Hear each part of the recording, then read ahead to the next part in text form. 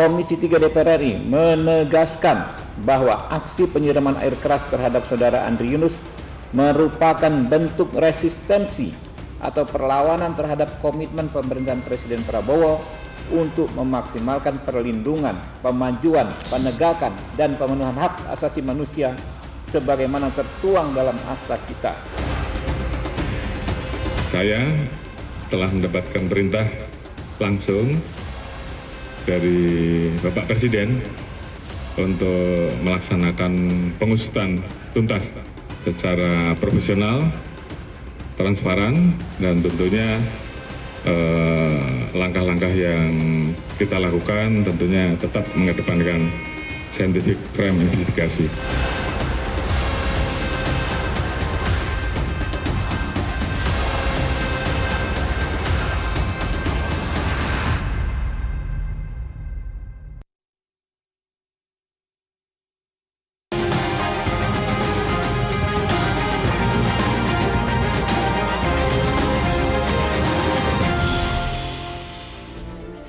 Selamat malam pemirsa, aksi teror penyiraman air keras terhadap aktivis HAM sekaligus Wakil Koordinator Kontras Andri Yunus terus menjadi perhatian publik. Keterangan pelaku dalam serangan brutal tersebut melahirkan analisis aparat bahwa kekerasan tersebut bukanlah aksi kriminal biasa, melainkan serangan yang telah direncanakan dengan matang. Aparat juga sedang mendalami rekaman CCTV terduga pelaku yang semakin memperkuat kecurigaan bahwa ada yang tidak biasa di balik aksi teror ini. Kini publik menunggu langkah aparat penegak hukum. Mampukah aparat membongkar siapa dalang di balik teror yang menyerang aktivis Kontras ini? Bersama saya Fitri Megantara, Top Issue memburu pelaku penyiraman air keras aktivis Kontras.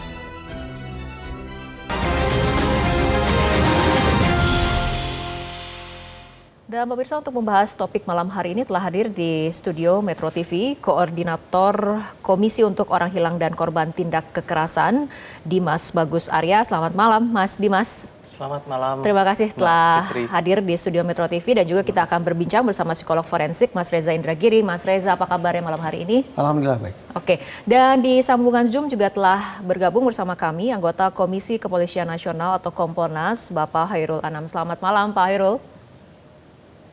Selamat malam semuanya, salam sehat. Baik, saya akan mulai diskusi dari Mas Dimas terlebih dahulu. Mas Dimas mungkin bisa menjelaskan bagaimana perkembangan terkini dari kondisi kesehatan Mas Andri Yunus sendiri. Terima kasih Mbak Fitri. Pertama tentu kalau berbicara soal perkembangan kondisi kesehatan gitu ya, yang bisa saya sampaikan adalah bahwa Andri Yunus korban gitu ya sudah dalam kondisi yang stabil, sudah melewati masa kritis dan sekarang sedang menjalani perawatan intensif di high care unit di Rumah Sakit Cipto Mangunkusumo Jakarta. Dan dalam kondisinya tadi juga sudah disampaikan dalam keterangan pers resmi dari Rumah Sakit Cipto Mangunkusumo bahwa ada luka bakar sekitar 20% di sekujur tubuh bagian kanan dan juga ada trauma mata dengan tingkat 3 dari skala 1 sampai 4 yang mana itu bisa dikategorikan juga parah gitu ya. Yang mana itu juga sudah dilakukan tindakan oleh tim medis dari Rumah Sakit Cipto Mangunkusumo dengan melakukan operasi stem cell, pemindahan sel pungta dari mata kiri Andri ke mata kanan. Dengan harapan itu juga bisa kemudian dapat memperbaiki fungsi penglihatan dari Andri Yunus. Saat ini artinya sedang dirawat di HCU, sedang kemudian dipantau terus bagaimana perkembangannya seperti itu. Betul. Nah, mengenai perkembangan juga saat ini ataupun hari ini, polisi juga kemudian sudah memberikan keterangan mengenai terdapat 4 pelaku yang diduga melakukan penyiraman air keras kepada Wakil Koordinator Kontras Mas Andri Yunus. Informasi tersebut berdasarkan rekaman CCTV dari sejumlah titik. Bagaimana kemudian Kontras melihat perkembangan proses hukum saat ini? Apakah temuan ini juga sesuai dengan apa yang ditemukan oleh Kontras di lapangan? Iya, saya juga menyimak apa yang disampaikan oleh Kapolda Metro Jaya dalam keterangan pers di jam 11.40 tadi siang gitu ya, bahwa proses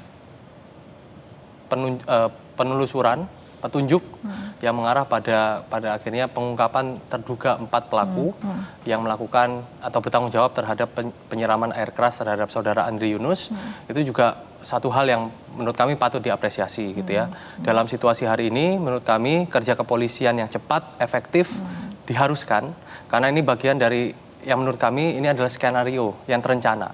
Ini bagian dari organized crime yang tentu mengharuskan perlu langkah sigap, perlu langkah cepat, perlu langkah efektif untuk dapat melakukan pembongkaran motif pelaku lapangan maupun pelaku intelektual.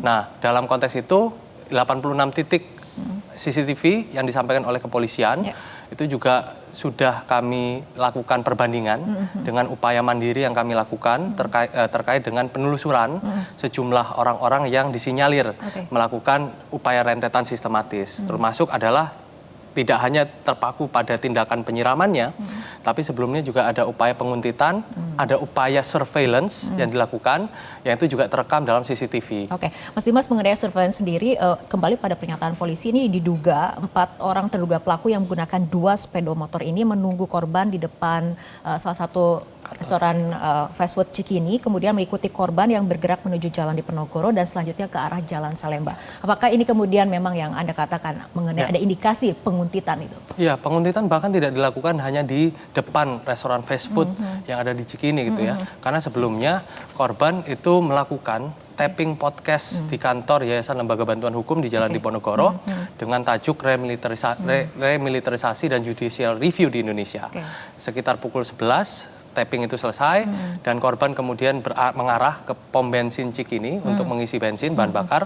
Lalu di mana dari tangkapan layar CCTV yang kami juga lihat gitu ya, bahwa korban ini sudah diuntit, sudah diintai semenjak dia keluar dari kantor Yayasan Lembaga Bantuan Hukum di Diponegoro gitu ya, dan kemudian mengikuti sampai di Cikini, di pom bensin Cikini, dan pada akhirnya melancarkan aksi biadabnya di Jalan Salemba 1. Oke, saya akan bergeser dulu ke Mas Reza. Apabila kita lihat tayangan CCTV, melihat pola 2 orang yang sedang bersepeda motor di malam hari, kemudian melakukan aksinya kepada Mas Andri Yunus, bagaimana Anda profiling dari kedua pelaku ini, Mas Reza?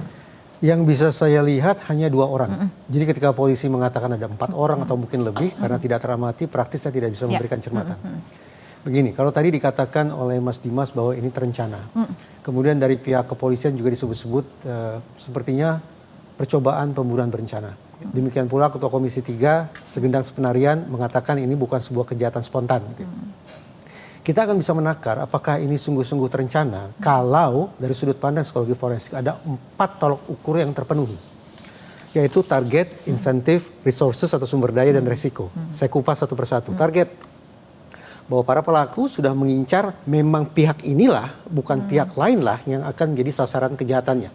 Anggaplah, karena ini bukan kejahatan spontan, karena ini bukan salah sasaran, maka kita asumsikan bahwa para pelaku sudah betul-betul mengincar saudara Andri Yunus sebagai pihak yang akan mereka jahati. Terpenuhi target. Yang kedua, insentif. Sesungguhnya ini yang saya pertanyakan. Kalau kita bangun spekulasi bahwa penyerangan ini bersangkut paut dengan pekerjaan atau aktivitas Andri Yunus sebagai seorang pegiat HAM, di kontras, sesungguhnya insentif apa yang ingin dapat oleh para pelaku? Ini yang belum terjawab sampai sekarang. Yang ketiga, sumber daya, resources sudah jelas. Lebih dari 1 orang berarti adanya sumber daya berupa sesama kolega, sesama teman, kendaraan bermotor, air keras, pemilihan waktu, pemilihan lokasi. Itu semua menandakan sudah ada pemenuhan resources atau sumber daya. Cuma yang menjadi kejanggalan atau paling tidak tanda tanya adalah pada elemen yang keempat, yaitu risk atau resiko. Nalar awam mengatakan setiap pelaku kejahatan, lebih-lebih pelaku kejahatan yang terorganisasi, niscaya akan berusaha melakukan sekian banyak langkah untuk memastikan resiko dia akan bisa diatasi. Misalnya, merusak CCTV, menghilangkan barang bukti, mempengaruhi sanksi, melakukan hengki-pengki dengan polisi, dan seterusnya. Tapi aneh bin ajaib, pada peristiwa yang saya simak di media, tampak para pelaku tidak memakai penutup muka. Terkesan mereka juga tidak memakai sarung tangan.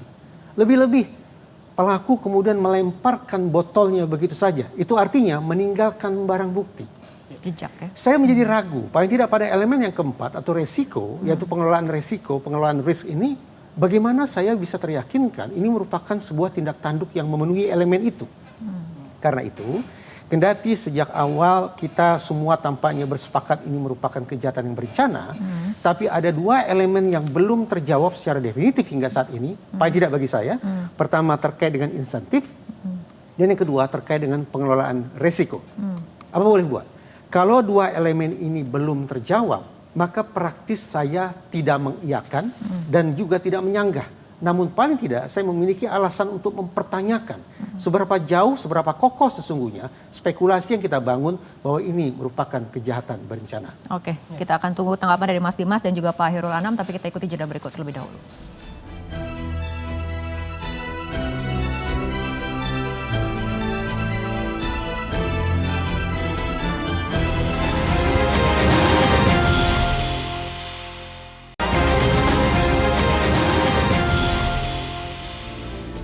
Kita lanjutkan diskusi. Mas Dimas tadi menyambung pada pernyataan dari Mas Reza. Ada dua hal yang kemudian masih dipertanyakan mengenai insentif dan juga pengelolaan resiko dari kasus ini. Tanggapannya?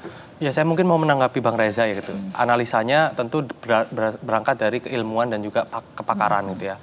Tapi kalau kita lihat memang elemen resiko atau bagaimana pengelolaan resiko dari pelaku gitu ya, tentu kita juga masih berada dalam ruang yang gelap gitu ya. Bahwa ada dugaan pelaku itu terkena juga cairan air keras sehingga dia meninggalkan alat bukti. Yang mana itu juga menjadi salah satu probabilitas atau kemungkinan. Yang kedua, ada intensi untuk membunuh dengan mengarahkan air keras itu pada area vital di muka. Yang mana air keras ketika terhirup atau masuk ke saluran pernafasan dia akan mengakibatkan hal yang fatal, yaitu kematian. Mas Reza. Teori yang dikemukakan oleh Mas Dimas barusan ini sama betul dengan pandangan Novel Baswedan yang meyakini bahwa pelaku ini secara sengaja menyiramkan air keras ke daerah muka dengan target agar mengalami gagal napas sampai kemudian meninggal dunia. Kalau itu cara berpikir pelaku, maka sudah ini memang pembunuhan berencana. Tapi ketika tadi saya meninjau tentang pengelolaan risiko yang menurut saya masih kosong di sana sini, saya lagi-lagi mempertanyakan, sesungguhnya kita sedang menyoroti seorang atau dua orang pelaku yang sungguh-sungguh terlatih atau tidak terlatih. Kalau Polda Metro Jaya menggunakan kosakata para pelaku terlatih, tapi bagaimana kemudian kata terlatih ini bisa kita takar, mengingat ada sekian banyak tindak tanduk para pelaku yang tidak sungguh-sungguh mencerminkan kematangan dalam mengelola resiko. Saya mungkin bisa potong, Bang. Pertama gini, pertama soal indikasi atau bahasa terlatih gitu ya. Terlatih bisa dilihat dari bagaimana tangkapan CCTV yang tentu juga kami temukan gitu ya, berkaitan dengan pengintaian. Mulai dari kantor YLBHI sampai dengan pom bensin Cikini, sampai kemudian eksekusi di Jalan Salemba 1. Nah, pengintaian ini tentu menggunakan resources dan juga upaya-upaya lainnya. Perlu ada komunikasi dan juga ada tangkapan CCTV yang tadi juga dikemukakan dalam siaran pers Kapolda gitu ya. Yang itu juga kita amini bahwa kami juga melakukan upaya verifikasi perbandingan terhadap apa yang disampaikan oleh kepolisian. Dan prosesnya memang ada dua orang atau dua motor yang itu saling mempunyai ketersinggungan. Dan di kantor YLBHI yang kami temukan dari rekaman CCTV juga ada komunikasi antar 4 orang, pelaku eksekutor 2 orang, dan juga orang yang melakukan pengintaian atau surveillance object. Nah Mas Reza, untuk pemilihan air keras yang digunakan oleh pelaku, apakah ini sifatnya serangannya personal atau seperti apa menurut keilmuan Anda? Dari catatan kasus-kasus lain, ternyata memang penggunaan air keras sebagai instrumen kejahatan lebih banyak digunakan untuk kejahatan yang dilatar belakangi oleh motif personal. Tapi sekali lagi saya tidak dalam posisi mengiyakan atau menyanggah pandangan bahwa ini bersangkut paut dengan aktivitas Andri Yunus selaku seorang pegiat HAM. Saya tidak dalam konteks mengiyakan atau menyanggah itu. Namun per detik ini saya masih membuka ruang spekulasi bahwa di samping kemungkinan ini merupakan sebuah percobaan pembunuhan berencana, sesungguhnya masih juga terbuka ruang spekulasi bahwa ini dilatar belakangi oleh motif pribadi. Artinya ada konflik personal antara entah itu pelaku lapangan atau orang yang punya hajat besar di balik peristiwa ini dengan Andri Yunus. Baik, saya akan ke Cak Anam terlebih dahulu. Cak Anam, ini bagaimana dari Kompolnas mengawal agar kasus ini diselidiki dengan transparan, tidak berlarut-larut dan tidak ada intervensi? Ya, yang pertama-tama saya sendiri sudah bertemu dengan tim penyidiknya, menanyakan progresnya. Kemarin ya, pas malam minggu kami dikasih tahu kalau memang sudah ada 80 sekian CCTV yang sudah diambil. Sudah ada pendalaman, terus juga ada scanning soal komunikasi. Jadi memang dalam konteks progres kita patut apresiasi dengan kecepatan berbagai bukti ya yang bisa mengurai peristiwa. Nah, lepas dari itu, kalau saya mendengarkan perdebatan tadi, saya lebih cenderung menduga ini memang terencana dan dilakukan oleh orang yang terlatih. Salah satu indikator yang paling kuat adalah bagaimana mekanisme komunikasi. Mekanisme komunikasi pilihan penggunaan HP yang digunakan, pasca peristiwa HP-nya di mana, terus nomornya dimatiin ataukah tidak, dibuang di mana dan sebagainya, itu juga menunjukkan orang terlatih. Yang berikutnya adalah soal pengintaian. Pengintaian itu cukup intensif. Kalau kita urai timeline ya, timeline based on CCTV itu pengintaiannya cukup intensif. Kalau tidak orang yang minimal terlatih secara disiplin ya, nggak terlatih kayak begitu, nggak mungkin mereka bisa dengan rentang waktu yang cukup lama, ya tidak 1-2 jam saja, tapi cukup lama melakukan persiapan pengintaian dan pengintaian itu sendiri. Dan bagaimana cara mereka berkomunikasi dan menghilangkan komunikasinya.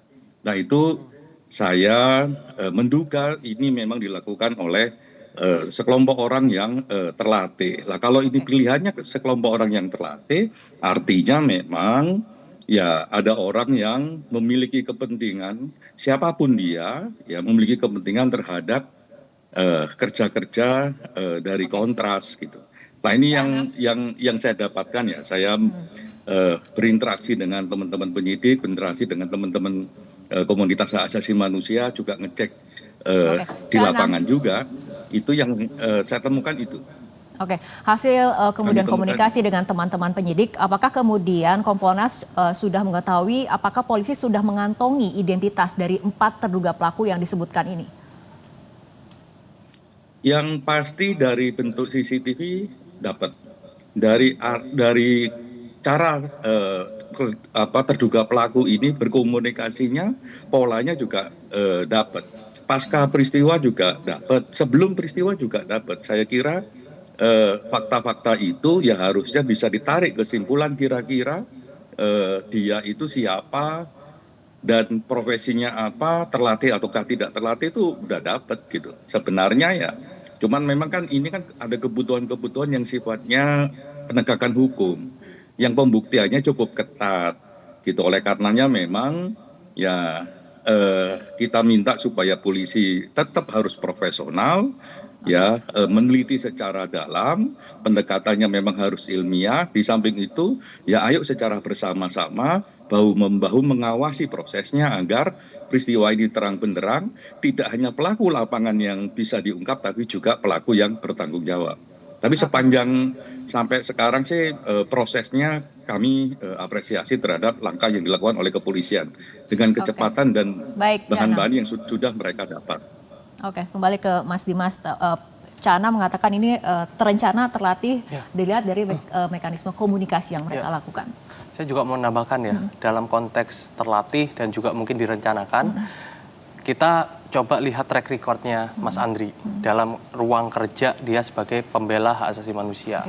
Dalam 1 tahun terakhir, Andri Yunus adalah sosok yang mendobrak rapat kerja tim panitia kerja pembahasan RUU TNI di Vermont pada tanggal 17 Maret 2025. Andri Yunus adalah orang yang memberikan kesaksian ketika judicial review soal revisi Undang-Undang TNI.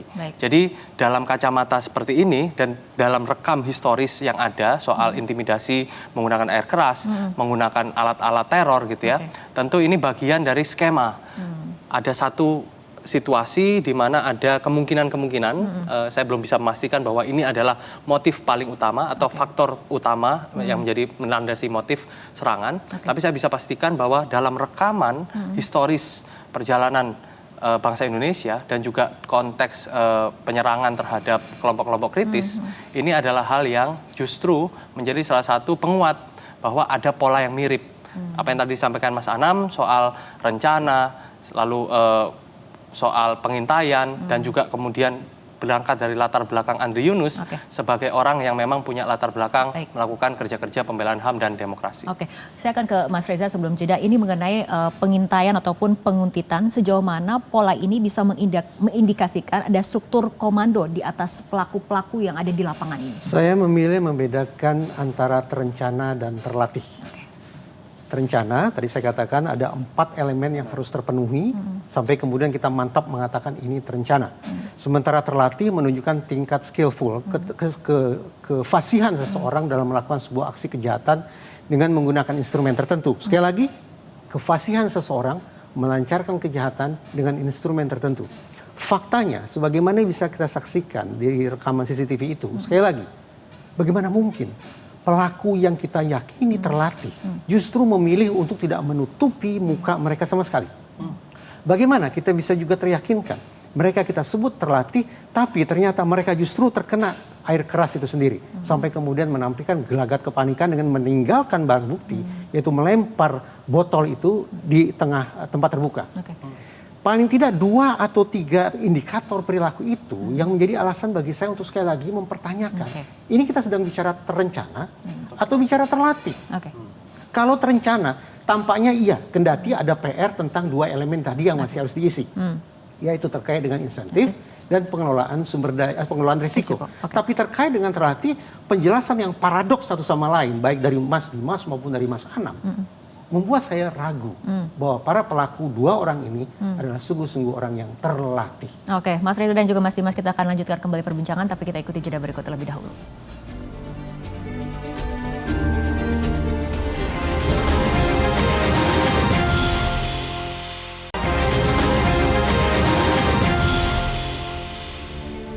Pemirsa, kita akan lanjutkan diskusi. Saya akan ke Cak Anam. Cak Anam, ini juga ada kemudian kekhawatiran dari publik.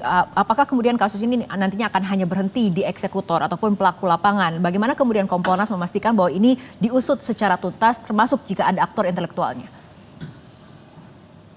Yang pasti di fase awal ini semua bukti ya, khususnya rekam jejak digital harus dikumpulkan. Karena kasus-kasus model kayak begini, hambatan politiknya jauh lebih besar ya daripada persoalan-persoalan teknis. Biasanya begitu. Nah, oleh karenanya ya langkah pertama ya semua bukti dikumpulkan. Langkah kedua ya harus kita kawal bersama-sama. Nggak cukup Kompolnas, nggak cukup kerja polisi sendirian, tapi bersama-sama dengan rekan-rekan komunitas hak asasi manusia ya, dengan publik untuk membongkar ini. Karena ini bukan hanya soal wakil direktur Kontras gitu ya, tapi ini soal kita semua, ini soal demokrasi kita dan bisa terjadi ke kita semua. Itu persoalan utamanya. Oleh karenanya ya kita dorong ya kepolisian dan untuk bekerja secara profesional, dan saya pribadi senang melihat rekan-rekan masyarakat sipil memberikan pengawasan, memberikan pembanding gitu ya. Sehingga kontrolnya lebih spesifik dan lebih tajam ya, membandingkan bagaimana cara membaca CCTV, membandingkan bagaimana cara membaca komunikasi di ruang digital dan sebagainya. Nah itu menurut saya langkah yang bagus. Di luar itu ini kan sudah ada komitmen ya, ada statement dari Pak Prabowo, ada yang melalui Pak Kapolri dan akan mengusut tuntas ini. Lah mengusut tuntas itu ya apapun yang terjadi ya bahannya harus ada.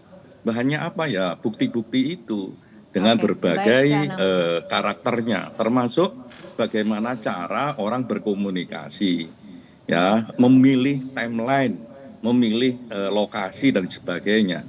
Nah, saya kira pilihan-pilihan itulah yang menjadikan saya menduga bahwa pelaku ini ya terlatih, termasuk pilihan metode komunikasi dan alat komunikasinya. Oke, baik. Kita tanyakan tanggapan ke Mas Dimas juga. Ini tadi Mas Reza juga kemudian sudah menganalisis ataupun melihat bagaimana kemudian ada kejanggalan dari pola pelaku melakukan aksi kejahatannya. Ini tanggapan dari Mas Dimas seperti apa? Ya, pola kejanggalan yang dimaksudkan tadi berarti adalah soal skenario perencanaan itu ya.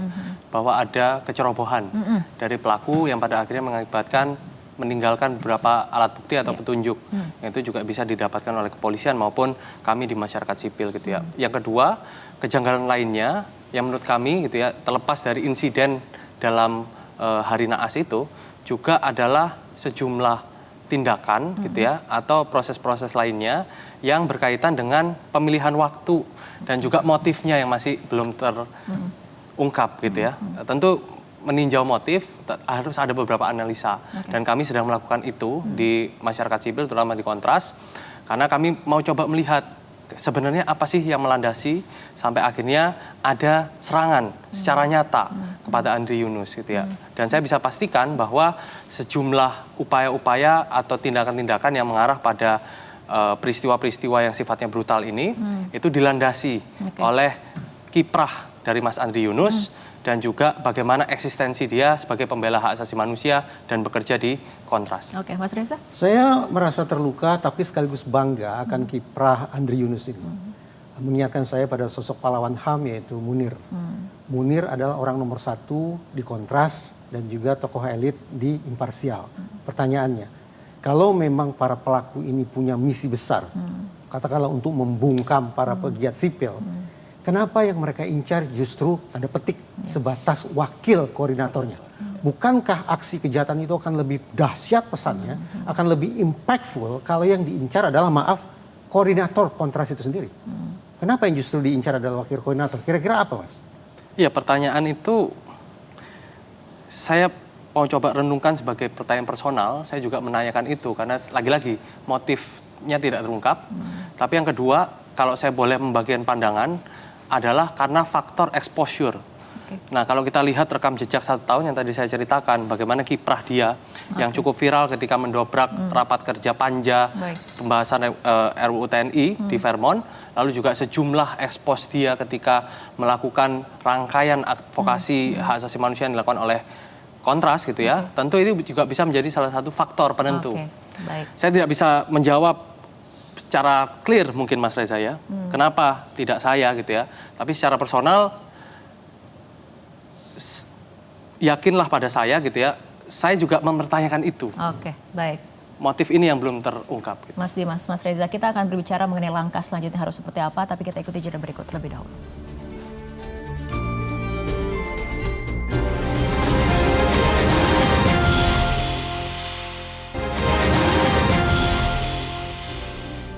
Pemirsa, diskusi kembali kami lanjutkan. Saya akan ke Cak Anam. Apa langkah Kompolnas untuk mengawal memang agar kemudian penyidikan ini dapat diselesaikan secara tuntas dan transparan dan segera dipublikasikan?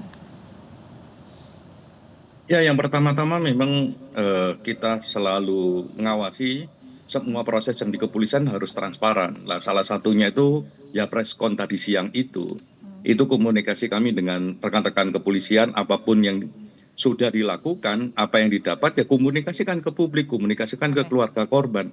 Karena akuntabilitas dan transparansi itu sekarang menjadi penting dalam proses pengungkapan kasus ini. Tidak hanya soal teknis, tidak hanya soal memenuhi unsur dalam konteks tindak kejahatan ini. Dan kami mengapresiasi karena tadi sudah dilakukan, menyebutkan 86 sekian CCTV dan sebagainya. Dan yang nggak kalah penting lagi adalah karena ini sudah perintahnya Pak Kapolri secara langsung ya, saya kira memang ya maju terus dengan catatan adalah ya menggandeng seluruh elemen masyarakat ya, khususnya teman-teman di komunitas hak asasi manusia yang juga melakukan investigasi secara mandiri. Oke, baik Cak Anam. Selanjutnya akan ke Mas Dimas. Langkah Kontras seperti apa selanjutnya? Ya, ada 2 desakan, Mbak, dan mungkin kalimat penutup nanti ya. Desakan pertama adalah tentu dalam rangka untuk menseriusi ini, karena tadi disampaikan bahwa Kapolri akan bertindak atas instruksi Presiden. Tidak hanya cukup dalam proses penegakan hukum yang biasa, butuh extraordinary investigation dan effort. Salah satunya lewat apa? Tim gabungan pencari fakta. Untuk melihat apa? Melihat keseluruhan rangkaian, mencari motif, tidak berhenti di aktor pelaksana, tapi juga aktor intelektual. Yang kedua adalah berkaitan dengan pengusutan tuntas yang harus dilakukan. Semua kami mendesak polisi untuk bekerja lebih cepat, lebih efektif, lebih dalam. Dan terakhir mungkin, ini bukan hal yang pertama dialami oleh Kontras. Dari arsenik ke air keras, Kontras kalau ini ada sinyalemen teror, ini Kontras tidak menyurutkan langkah dan menakuti kerja-kerja Kontras di masa depan. Oke, Mas Reza, ringkas saja. Artinya jika ingin mengusut tuntas kasus ini, apa yang harus dilakukan oleh penyidik? Dalam posisi mendukung proses penegakan hukum, saya menetapkan ada 4 tolok ukur kualitas terkait pengungkapan kasus pidana. 1. Tuntas, 2. Menyeluruh, 3. Objektif, 4. Transparan. Tuntas perkiraan saya iya, dalam pengertian 2 orang ini akan diringkus secepat-cepatnya. Tapi apakah akan menyeluruh sampai ke orang yang sungguh-sungguh punya hajat, orang-orang yang mendesain perencanaannya, itu masih tanda tanya. Nah, kalau kemudian aspek menyeluruh saja sudah menjadi pertanyaan, maka sesungguhnya aspek ketiga juga menjadi pertanyaan, yaitu seberapa jauh otoritas penegakan hukum kita akan transparan dalam mengungkap kasus ini, mengkomunikasikan kerja-kerja mereka segamblang mungkin ke masyarakat. Dan tolak ukur yang keempat, yaitu objektif. Perkiraan saya ini akan diungkap secara objektif, yaitu sesuai peraturan perundang-undangan yang berlaku dan sesuai kaidah ilmiah. 2 PR yang tersisa, bagaimana meyakinkan kita semua bahwa pengungkapan betul-betul juga memenuhi tolak ukur menyeluruh dan transparan. Oke, kita harapkan memang seperti itu, kerja dari aparat penegak hukum bisa menyeluruh, objektif, transparan. Seperti itu ya Mas Reza. Baik, terima kasih Mas Reza, Mas Dimas dan juga Cak Anam telah berbincang bersama kami malam hari ini. Pemirsa, Indonesia tidak boleh kalah dan tunduk pada aksi teror. Kini rakyat menagih janji aparat. Jangan sampai hanya pelaku lapangan yang terjerat. Bongkar sang dalang hingga ke akar agar keadilan tidak lagi terbakar. Saya Fitri Megantara, selamat malam, sampai jumpa.